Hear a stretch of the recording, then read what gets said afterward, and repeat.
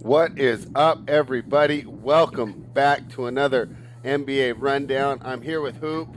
We're trying to get Tyler. The Pennsylvania internet is not being so kind to us, but hopefully we'll be able to work him in. But regardless, we've been doing pretty well when it's just you and I, Hoop. How you feeling today? Yeah, we're looking to take the official pick record to 5-0 today. We're off to a 4-0 start with the picks, the best bet pick. So looking to go 5-0. A lot of pressure, I'm not going to lie. And the slate is it's pretty difficult in terms of bets at first glance here. But a lot of times I come on the show and don't feel all that confident. Then you and I start talking, going back and forth, and builds my confidence in some of these plays. So hopefully that's the case today. Yes, and please like the video, subscribe to the channel for more solid, actionable gambling content. Hoop, what I was going to say is it's almost like Super Mario, right? Each time you do it, it's the next level's a little bit harder. Yep. And I had that feeling when I started looking over this slate last night because these numbers are tight. If you're running a model, everything's pretty much really dialed in. So you're really gonna have to rely on your basketball knowledge, your ability to read some of the situations, and how these teams match up with each other. So this is a game we were talking about before in our little show prep. And I think it's pretty interesting. And you mentioned one of the main things is we're not sure about Russell Westbrook. So the game I'm talking about is the Utah Jazz, who are 29-10, 26-12 against the spread, heading in Washington to take on the Wizards, 14-25, 19-20 against the spread. The Washington Wizards are catching 11.5 points on a total of 235.5. Whenever I see those double-digit spreads, I'm usually ready to pounce and jump in. These are just kind of the spots I like to circle. I was thinking of leaning the Wizards here, even if Russ is out. So why don't you tell me about your lean on this side and maybe a little lean on the total? Yeah, I mean, I just don't like going with these big totals in games that could potentially turn into a blowout with the big spreads. Just something I typically don't do, so I'll probably stay away from it here. Utah, coming in minus 11 and a half, 12. It sounds like Russ is out. It looks like there's conflicting reports. I mean, it's only 1 p.m. Eastern, so a lot of time before this game starts. It'll be very clear, by the time tip off whether or not he does indeed play. It looks like he's out there. Some sites have him out. Some sites just don't have the information on it as of now. So I lean him being out. And yeah, if I was going to bet on this, I'd take the points. I mean, the Wizards have shown this ability to just contend with some of the best teams in the league, even when one of the guys is out, when Russ is out, when Beal is out. Now, for DFS purposes, we're missing Mike Conley here on the Utah Jazz side. And actually, the guy that's benefited the most from that situation was Joe Ingles early on in the season. I believe it was in like November, December, when Conley was out for a while. Ingles is the guy that kind of runs the offense. He has the ball in his hands quite a bit. But you're going to want to take a look at quite a few Utah Jazz guys today in DFS because the matchup is phenomenal. And little added bonus that might slip through when most people do their research and analysis. These Jazz guys, have had stable playing time even in blowouts. So it kind of eliminates that blowout risk that we always want to avoid for DFS purposes. You get this big team total, 124. You have a guy out. It's just a really good recipe for success here, DFS wise. Ingles, Mitchell, even guys like Royce O'Neal, Bogdanovich is a good play. Jordan Clarkson is a good play. So you're going to want probably 2-3 of these guys in your lineup today. And then on the Wizards side, if Westbrook is out, which I kind of think he is at this point, Beal becomes a phenomenal play, even in the spot that could turn into a blowout. He's only 9.1K on DK, and with Westbrook out, you just play him in your lineups and kind of move on. So it should be a fun one here. Hashimura has been playing well. Would you consider him, or did they price him up appropriately? Yeah. If Russ is out, I'd give him a look. He had a monster game. It was maybe a week and a half ago when one of the guys was out. I can't remember who was out, whether it was Beal or Westbrook, but he had a monster game. Really stepped up as that second guy in line. So if one of those guys is out, I definitely look him up. I mean, you look at the last 3 games: 38 minutes, 36, 37. Fantasy point wise, he had the big 52 fantasy point game, 41. 31 fantasy points. So, the Wizards have been looking for that number 3 guy all season long. And, maybe he's kind of stepping up into that role, would move into being the number 2 guy if Westbrook was indeed out. So, yeah, I would have some interest in him. Yeah, so this should be a lot of fun. I follow the cores and watch the shows, And and you mentioned it when you're on the show with me. When Utah's healthy, you guys usually stay away from them. So this Yeah. is so much fun. How the combination of the shorter slate, right, and then Utah Yep. having an injury, all these guys that we haven't played all year, all of a sudden I'm most likely be tuning in and rooting for some Yep. of them as I make lineups based on the Yep. cores posted over at runpuresports.com. So it looks like we're both in agreement here on the side. We think that taking the points is the prudent thing to do. And I said you said you like to stay away from the total because of blowout potential. Since I do believe Washington will keep it close, I'm going to go Yeah. ahead and lean over. And it's kind of it's kind of odd. Usually when you're laying the points, you go over. Taking the points, you go under. But this is a kind of a weird situation where I'm going to take the points, but also go over. Another game that I think has a potential to go over, and I'll be interested to hear your thoughts on it, is the Oklahoma City Thunder, who are 17 and 23, but 22 and 18 against the spread, taking on the Atlanta Hawks, who are 20 and 20, 20 and 19 against the spread. And in that 20 and 20 record, doesn't really show you that they were 14 and 20 when they made the coaching move. 6 and 0 now under head coach Nate McMillan. This team is turning around, going in the right direction, but they're going against a covering machine in the Oklahoma City Thunder, Yeah. who can throw out any combination of Shea Gilgeous-Alexander and G Leaguers and find a way to cover spreads. So I think this is a tough game. They've got the line set at 7 right now. So you got the team with the great form here in Atlanta going against the team that always keeps it close and covers. Who do you like here? Yeah, it makes it tough. I mean, this slate is very tough, I think, to pick actual winners. And, everything you laid out is kind of the reason why. The Hawks are playing phenomenal basketball, like you said, but they're going against this team in the Thunder that they have a knack to hang in there against better teams and make it close. Horford will be back. Shea Gilgeous-Alexander, they got this Moses Brown guy who stepped up into a big role. The Alexei, I don't even know how to pronounce his last name. Not going to try to do it. He's kind of stepping up Poku? as, yeah, there you go. Poku, we'll stick with Poku. Yeah. He's kind of stepping up. So, I mean, they just have all these guys that kind of just come up and play well.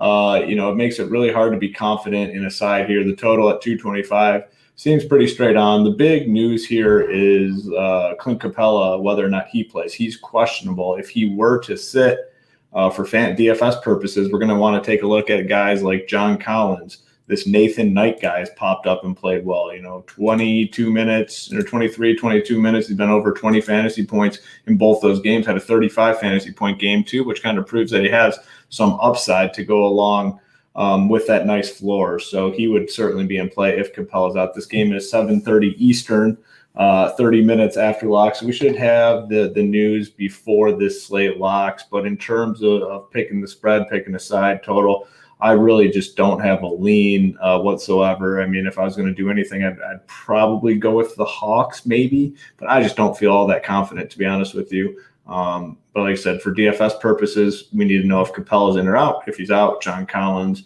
Nathan Knight become pretty strong options on the slate.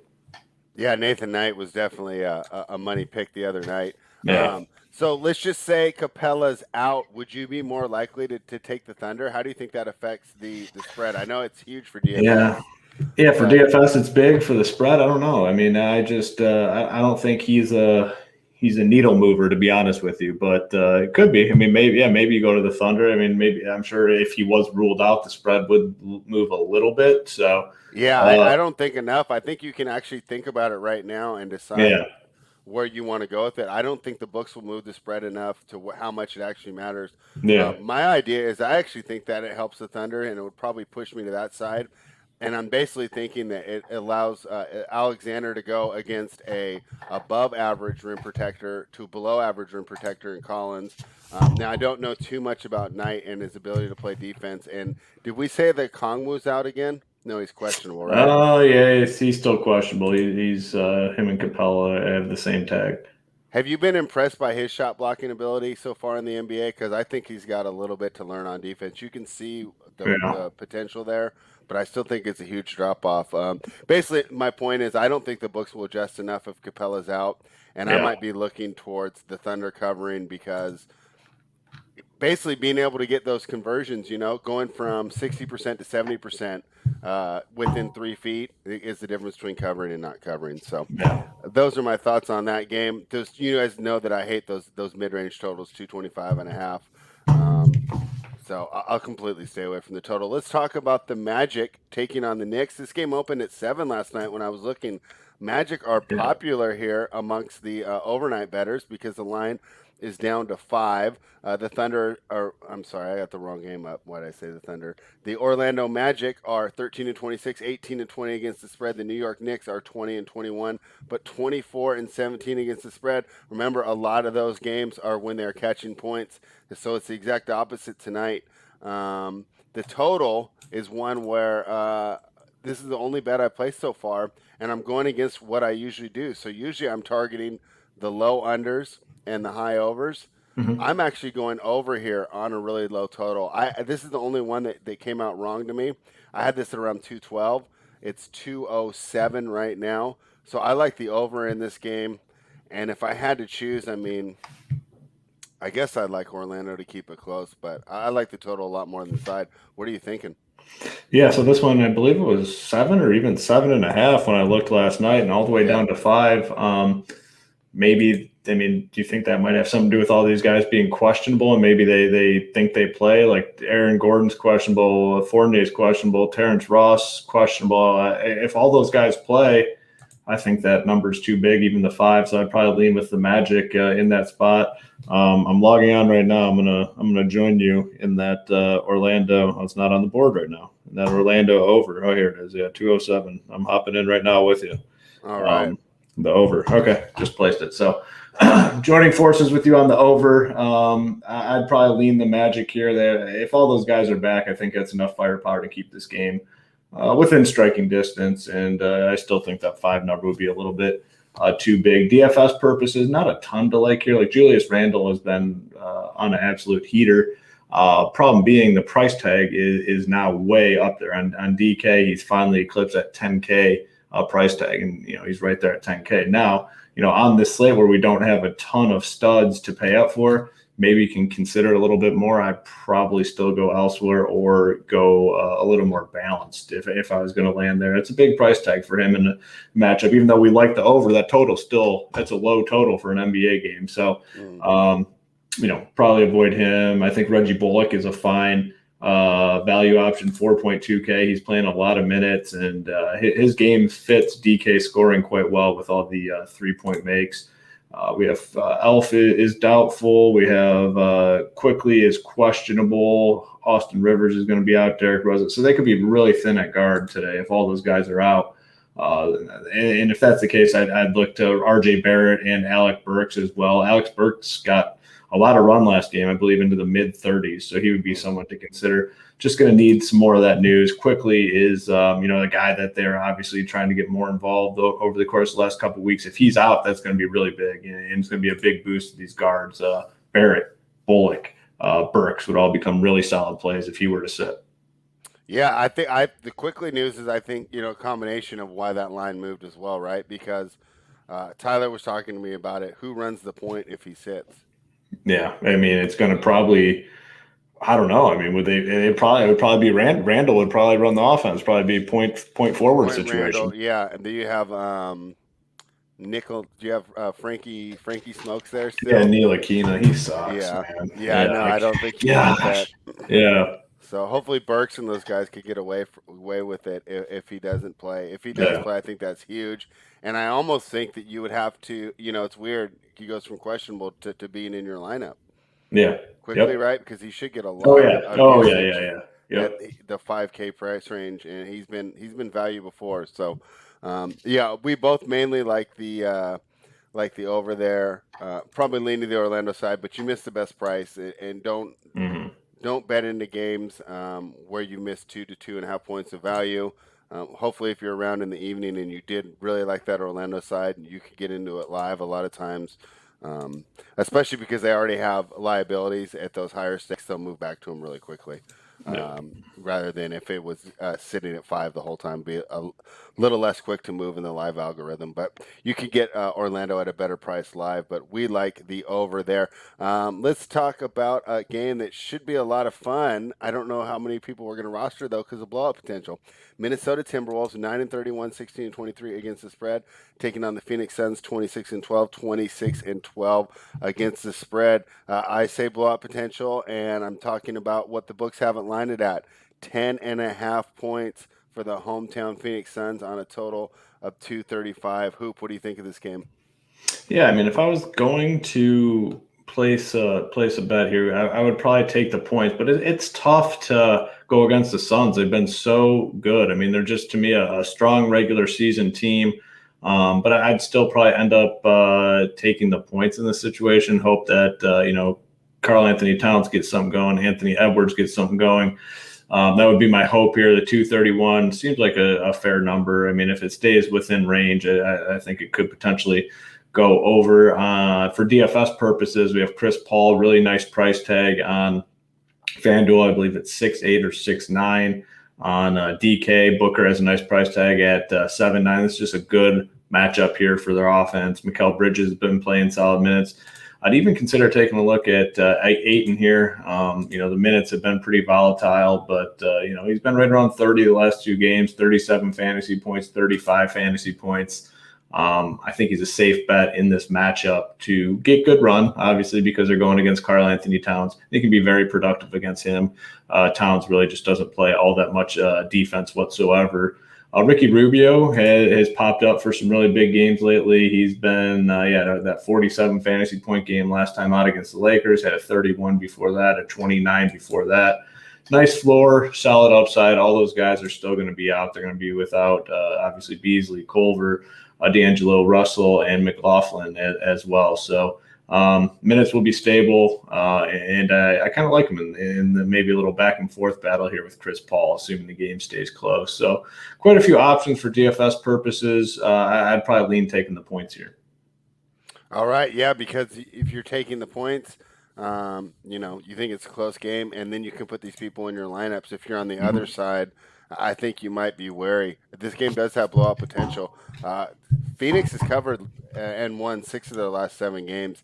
They have been putting margin up, so it'll be interesting to see how this works. Towns versus Ayton should be like a key matchup there to see if they keep it close. And of course, I'd like to see how well my guy Anthony Edwards does out there on the wing, because they need him to shoot at least a reasonable shooting percentage in order to keep it close. So I actually kind of lean laying the points there, but I think this was a really tough game, and I don't like laying more than 10. So it's almost like a cross off for me. Yeah. Keep an eye on this game and see how it goes live.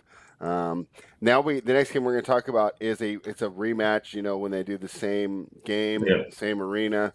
We just saw it a couple nights ago. It's the New Orleans Pelicans. 17-23, 18-22 against the spread, going against the Portland Trailblazers, 23-16, 19-19 against the spread.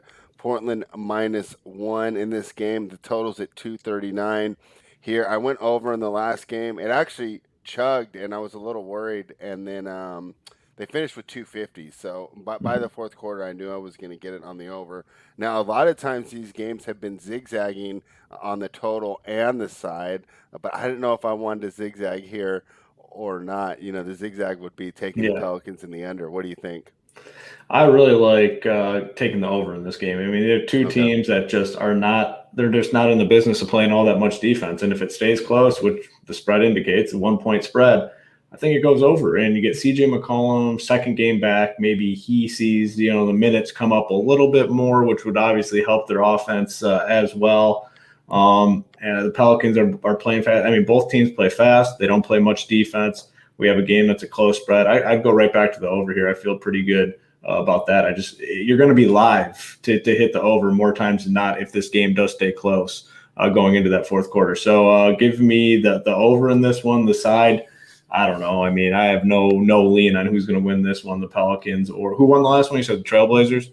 Yeah, the Trailblazers barely won. I don't think they covered, though. I think the game closed at 1.5, and they won by 1. By one, yeah. I guess I'd probably go the Pelicans then. I mean, I don't mind doing the Zag theory on that. But definitely the over here. DFS wise, with McCollum back, I mean, I know Dame had that big game last time, but it's just really tough to pay that price tag for Dame with McCollum, knowing that McCollum's minutes are, I mean, maybe they don't go up a ton this game, but in the short term, his minutes are going to start to go on the rise a little bit. 11K on DK for Dame is just a tough tag to pay. Yes, he could definitely get there and have another monster game, but I'll probably be going elsewhere if I'm going to spend. On the New Orleans side, I think Zion and Brandon Ingram are two very strong options. 8-1 for Ingram. Zion is 8-9. I think just safe options in this game. The minutes are going to be there. Zion had 47 fantasy points last time, and Ingram had 41. I'd expect a little bit of the same, to be honest with you. I think those might have even been closer to floor performances. So I expect them to have big games here in this matchup. Lonzo had a big game as well. Back-to-back big games, looking at the game log here. Yeah. He won't be all that owned, so I think he's a good tournament play here tonight with this in this matchup. But, for DFS purposes, that's about it, and I really like the over here. Yeah, I think it was Tidal that targeted Lonzo the last time they matched up. And I think he made a good point. It's just like he's a bigger guard, right, going against those smaller guards. Yeah. It seems to work well for him. I think that I'll definitely have him in those lineups. And you can help me here as I'm learning more about DFS, doing the shows with you guys and watching. 11K for Dame Lillard when I don't have that triple-double potential? I mean, doesn't that seem – I mean – It's a big tag. It's a big price tag. I mean, he's got to do a lot to get there. And I mean, yeah, he's definitely capable of getting there. But that 11K price tag, that's a big boy price tag. Austin corrected me in the chat. It was JSU that loved Lonzo and gave that out, but it was a member of the team. I did have some in a couple lineups there. So I do like Lonzo again there. Yeah, and you made some good points. Maybe I won't overthink it. I'll go back to the over as we watch these guys get that pace and space going. Yeah. So let's go to the last game of the night. The Charlotte Hornets are getting 8 points in Los Angeles against the Lakers. Remember the Lakers, because they're often laying these big point spreads, are not as good against the spread. They're 20-20 against the spread on a record of 27-13. The Charlotte Hornets are 20-19, 21-17 against the spread. Charlotte coming off the loss to Denver last night, where I mean they weren't competitive at all. JSU liked them, and I was with them there, and they were not able to keep it close against Denver at all. Before that, they squeaked out a win against the Kings. They beat Toronto and Detroit. So they came into the Denver game playing well and kind of got brought back down to earth. The Lakers have won 3 in a row against Indiana, Golden State, and Minnesota.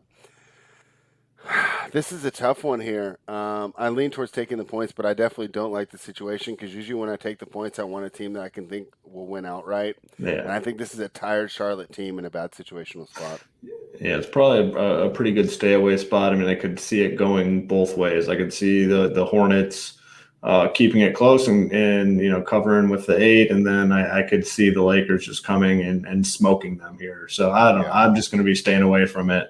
I don't see the reason to force anything here. Just a very uncertain situation. DFS wise, the Hornets are a tough team. I mean, they're in that category of teams when they're at full strength. It's really hard to roster them, and they are pretty much at full strength here. So it's a situation DFS-wise you probably want to avoid. We have some decent spots in this slate. No need to really force it here. I mean, they're basically at full health, and that's not a good situation in this day and age of the NBA with so many guys sitting. On the Lakers side, I think you can definitely play LeBron here. I mean, if this game does stay close, he can easily have a really big game. Dennis Schroeder, Montrezl Harrell, I really like. That's probably about it. I mean, KCP, if you need a cheap punk guy, I think that's fine. But outside of that, that's probably it. So I think my 2 favorite spend-ups are either LeBron or Beal. What would you think? Yeah. What would you think? Yeah, I agree with that. I mean, LeBron he's so safe in the spot. I mean, I think the floor is high 40s, 50, and then obviously has a massive upside if the game does stay close. All right, and if my guy TTR from the YouTube comment section is watching, Tyler is here. Take back your thumbs down. Give us a thumbs up. And Tyler, I know you're a little late, but you can give us some thoughts on some of these games. Did you want to basically just go over maybe your favorite plays? I'll tell you what Hoop and I liked. We liked grabbing the plus 11 with the Wizards, Thunderhawks. We weren't really too sold. I said that if Capella doesn't play, I'll grab the points. On the Knicks and the Magic, we like the over. The Suns and the Timberwolves, we were split. He liked the T-Wolves to keep it close. I like the Suns to blow them out. Pelicans, Trailblazers, we both like the over. He thought the Pelicans might come back, and now we're on the Hornets, Lakers. Out of those plays, which ones did you agree with, and have you targeted any props from these games? I mean, I got to let my blood pressure come down a little bit because that internet connection got me worked up over the past 45 minutes. But yeah, it's worse than a car alarm. I know, it's terrible. But the one that stuck out to me is that under in the OKC Atlanta game. Oh, okay. I mean, Atlanta's playing such a slow pace. I mean, OKC screwed me on an under before, but you're getting a lot better defensive team on the other side this time versus them. Okay. And I just think Atlanta with that slow pace and the way they play defense, 225, I'll go under there. All right, I'll join you on that one. I agree on the Knicks total because it is really short at 207. Mm-hmm. But, I mean, these two teams, Orlando's still banged up. New York might be without all three of their point guards. So yeah, this could just be a shit show. They just ruled those guys out, so they're all Quigley's out. Quigley's out for sure? Yeah, they just ruled them out. Does that mean Burks is almost like a must-play? Yeah, probably. Yeah, so, and then I agree on the what was it, the Portland game? You guys like the over? Yeah. Yeah, I agree with that one. My only worry is that the zigzag effect hits, and that one just went over, I believe. So, and then Charlotte, LA. I mean, Charlotte's at full strength at this point, and the Lakers are still pretty banged up. I kind of lean Charlotte at the +8. You're not worried about how tired they look against Denver? I mean, they did look pretty tired, but also playing in Denver at that altitude, we see a lot of teams look tired. They're just not used to that air pressure. All right. So better late than never, guys. We got all of Tyler's thoughts on this game. Tyler, you're here just in time. This is where Hoop's got to keep his perfect record going. It's a hard day to do it, too. I mean, this is like, this is a tough one. Right? You went 4 for 4 against some guy with a 5 ERA. Now you got to hit against Kershaw or something. Let's see if we can get it done. So we'll give you a little time, and we'll start with Tyler. Tyler, can you go ahead and give out a best bet for today's side, total, or prop? I'll go with that under in the Atlanta Hawks game. All right. Under 225.5. Under 225.5. I love it, and we'll make sure that is in the Discord. Guys, please like the video, subscribe to the channel, and we will continue to bring great best bets like the one that Hoop's about to give. Hoop, what do you got for us? Yeah, I'm just going to go with that over in the Pelicans and Trailblazers game. If it stays close, which, I think it does, I think it's a battle. I think it can go over again. CJ McCollum, like I said, potentially a few more minutes should help their offense. Give me the over in the Pels Trailblazers. All right, let's go. Let's make it a total Thursday. Total Tuesday's probably got a little bit of ring to it, but total Thursday works. I'm going to go ahead and take the over in the Knicks game. I'm not worried about the lack of point guards. Give me Point Randall. Give me Alex Burks doing his best Jordan Clarkson impersonation, and let's see some points over there in New York City. So, do you guys got anything else for everybody before we get out of here? I got one other fun play for everybody. Julius Randle triple-double. Only for a half unit, though. I mean, with all the point guards out, he's going to handle most of the offensive duties. Yeah. The last time we seen him in this situation, he hung a triple-double, so it's worth a shot, I think. What are you getting? What are your odds, and which book did you use? Here, I can pull them up right now, but it's got to be somewhere above 20-1. All right, well, Tyler pulls that up. Just a reminder to everyone, head on over to runpurebets.com. We got a new promo code, and it couldn't be more fitting. All I was doing last night was seeing screenshots of RPS all over the timeline as they completely crushed the slate with the cores.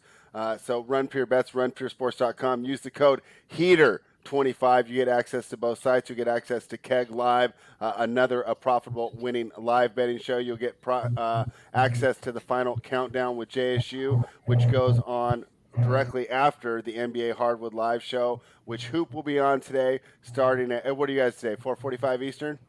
We're on at 4:45 Eastern. Yep. And that show's always fun, but you got to be a member to watch the final countdown as JSU's disseminating the final injuries, pulling guys in and out of the lineups, making the pivots, differentiate.